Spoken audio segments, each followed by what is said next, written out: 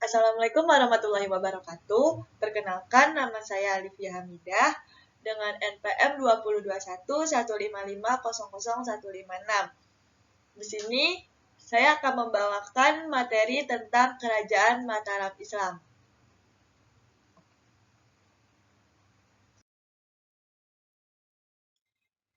Awal berdirinya Kerajaan Mataram Islam.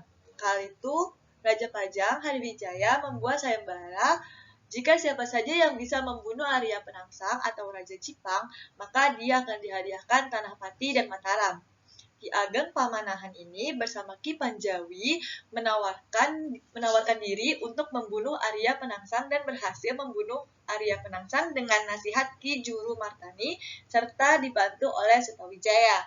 Karena kerendahan hati Ki Ageng Pamanahan, ia lebih memilih Mataram yang dulunya hutan untuk dibangunkan suatu kerajaan, sedangkan Ki Panjawi memilih Pati. Pembangunan kerajaan Mataram ini juga dibantu oleh Ratu Kalinyamat atau janda Pangeran Kalinyamat dari Jepara yang sangat kaya raya. Lokasi keraton atau tempat kedudukan raja pada masa awal terletak di Banguntapan, kemudian dipindahkan ke Kota Gede. Pusat kerajaan ini terletak di sebelah tenggara kota Yogyakarta, yakni di Kota Gede. Pada tahun 1625, hampir seluruh wilayah Pulau Jawa berada di bawah kekuasaan Mataram kecuali Banten, Cirebon, dan di Batavia.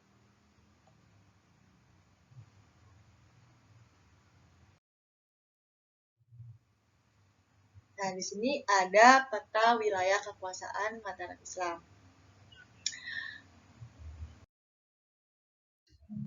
Lalu ada raja-raja yang memimpin kerajaan Mataram. Di sini ada Kiai Ageng Pamanahan.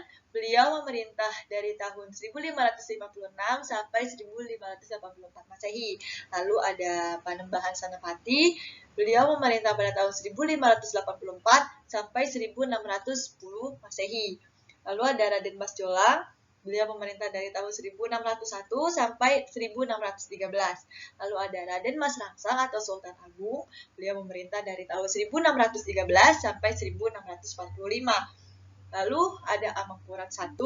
Beliau memerintah dari tahun 1638 sampai 1677. Lalu yang terakhir ada Raden Mas Rahmat. Beliau memerintah pada tahun 1677 sampai 1703 Masehi.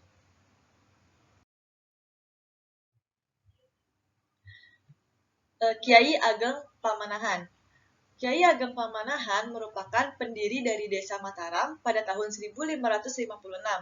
Desa inilah yang nantinya akan menjadi Kerajaan Mataram yang dipimpin oleh anaknya, yaitu Sutawijaya. Tanah ini awalnya hutan lebat, yang lalu dibuka oleh masyarakat sekitar dan diberi nama Alas Mentaok. Lalu Ki Ageng Pamanahan menjadikan bekas hutan ini sebagai sebuah desa yang diberi nama Mataram. Ki Ageng Pamanahan wafat pada tahun 1584 dan dimakamkan di Kota Gede.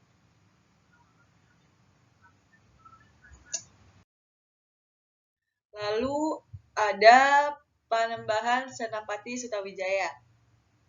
Setelah Ki Ageng wafat pada tahun 1584, kekuasaan jatuh ke tangan anaknya, yaitu Sutawijaya. Ia adalah menantu dan anak angkat dari Sultan Pajang. Sutawijaya tadinya merupakan senapati dari kerajaan Pajang. Karena itu, ia diberi gelar Panembahan Senapati karena masih dianggap sebagai senapati utama Pajang di bawah Sultan Pajang. Kerajaan Mataram Islam mulai bangkit di bawah kepemimpinan Panembahan Senapati. Kerajaan ini lalu memperluas wilayah kekuasaannya dari Pajang, Demak, Tuban, Madiun, Pasuruan, dan sebagian besar wilayah Surabaya. Panembahan Senapati wafat pada tahun 1523, lalu posisinya digantikan oleh anaknya yang bernama Raden Mas Jolang.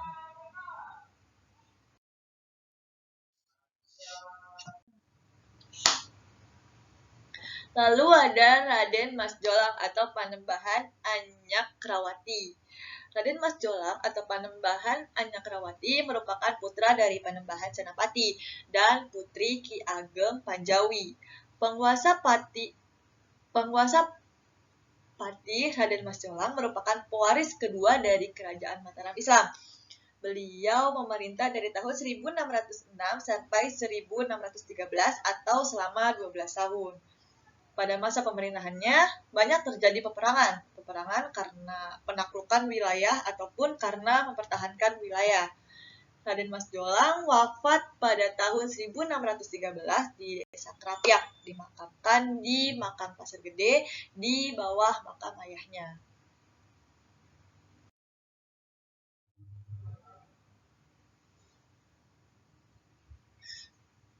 Lalu ada Raden Mas Rangsang atau Sultan Agung.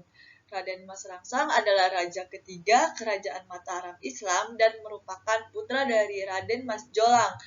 Ia memerintah pada tahun 1613 sampai 1645. Pada masa pemerintahannya, Kerajaan Mataram itu mencapai puncak kejayaannya. Raden Mas Rangsang bergelar Sultan Agung Senapati Inggalaga Ngabdurrahman. Pada masa ini, Kerajaan Mataram berhasil menguasai hampir seluruh tanah Jawa seperti Jawa Tengah, Jawa Timur, dan sebagian Jawa Barat. Selain melakukan penaklukan wilayah dengan berperang melawan Raja Jawa, Sultan Agung juga memerangi VOC yang ingin merebut Jawa dan Batavia. Pada masa Sultan Ageng, Kerajaan Mataram berkembang menjadi kerajaan agraris. Sultan Ageng wafat pada tahun 1645 dan dimakamkan di Imogiri.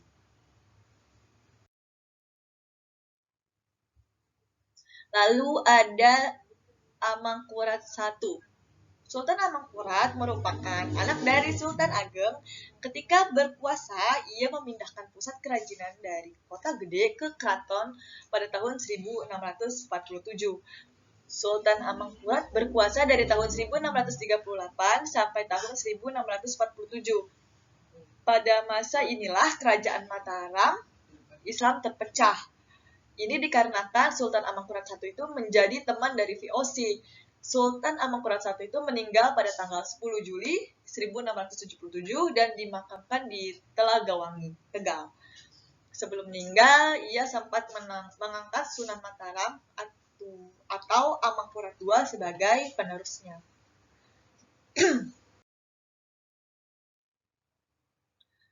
Lalu ada Amangkurat II. Amangkurat II atau Raden Mas Rahmat merupakan pendiri dan raja pertama dari Kasunan Kartasura. Kasunan Kartasura merupakan lanjutan dari Kerajaan Mataram Islam. Raden Mas Rahmat pemerintah dari tahun 1677 sampai tahun 1703. Beliau merupakan Raja Jawa pertama yang menggunakan pakaian Eropa sebagai pakaian dinas, karena itu rakyat menjulukinya Sunan Amral. Lalu di sini ada peninggalan Kerajaan Mataram. Yang pertama itu ada Masjid Ageng Kota Gede, lalu ada Segarawana dan Syuhbrata. Lalu ada Pertapaan Kembang Lampir dan Masjid Makam Kota Gede.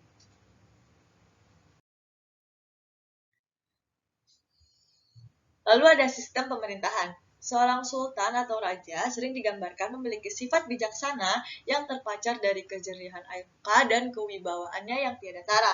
Selain sultan, pejabat penting lainnya adalah kaum priai yang merupakan penghubung antara raja dan rakyat. Ada pula panglima perang yang bergelar Kusumadayu, serta perwira rendahan atau yuda negara dan sastra negara atau pejabat administrasi. Lalu selanjutnya politik. Setelah berhasil dalam memindahkan pusat dari Kerajaan Pajang menuju Mataram, Sutawijaya kemudian dinobatkan untuk menjadi Raja Mataram. Ia kemudian memiliki gelar sebagai Panembahan Senapati Ing Alaga Sayyidin Panatagama atau yang dikenal sebagai Panembahan Senapati.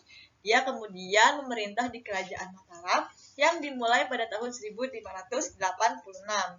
Di bawah kepemimpinannya, ternyata banyak terjadi sebuah pemberontakan yang ada di pesisir pantai utara Jawa. terdapat beberapa daerah yang menentang upaya Senapati di dalam memperluas wilayah kekuasaannya.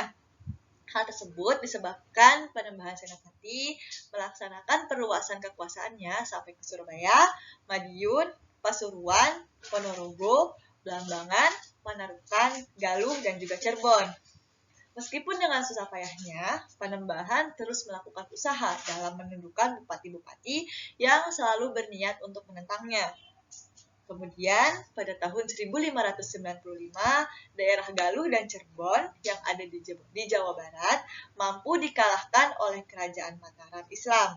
Sehingga pada akhir dari masa kepemimpinan Panembahan Senapati, Mataram berhasil dalam meletakkan landasan kekuasaannya yang dimulai dari Pasuruan yang ada di Jawa Timur sampai ke Galuh yang ada di Jawa Barat.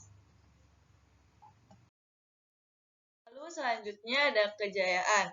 Mataram Islam mencapai puncak kejayaannya pada zaman Sultan Agung Hanyokrokusumo pada tahun 1613 sampai 1646. Daerah kekuasaannya itu mencakup Pulau Jawa, yaitu kecuali Banten dan Batavia, Pulau Madura, dan daerah Sukadana di Kalimantan Barat. Kala itu, kekuatan militer Mataram sangat besar. Sultan Agung yang sangat anti-kolonialisme menyerang VOC di Batavia sebanyak 2 kali, yaitu pada tahun 1628 dan pada tahun 1629. Sultan Agung memakai konsep politik keagung binataran yang berarti bahwa kerajaan Mataram itu harus berupa ketunggalan, utuh, bulat, tidak tersaingi, dan tidak terbagi-bagi. Lalu yang terakhir itu ada keruntuhan. Kemunduran Mataram Islam berawal saat kekalahan Sultan Agung merebut Batavia dan menguasai seluruh Jawa dari Belanda. Setelah kekalahan itu, kehidupan ekonomi rakyat itu tidak terurus karena sebagian rakyat itu dikerahkan untuk berperang. Sepeninggal Sultan Agung, raja-raja berikutnya juga tidak mampu membawa Mataram kembali ke masa jayanya. Daerah-daerah yang selama ini berada di bawah kekuasaan Mataram, satu persatu berusaha memisahkan diri. Hingga akhirnya Mataram pun terjerumus dalam 3 perang suksesi yang berakhir dengan Perjanjian Giyanti dan Perjanjian Salatiga, di mana Perjanjian Giyanti dan Salatiga itu membuat apa yang telah dilakukan oleh raja-raja pertama relatif itu menjadi tidak berarti lagi dan mengakibatkan runtuhnya kerajaan Mataram, sehingga punahlah impian para raja-raja pertama akan pembentukan dan kesatuan Jawa.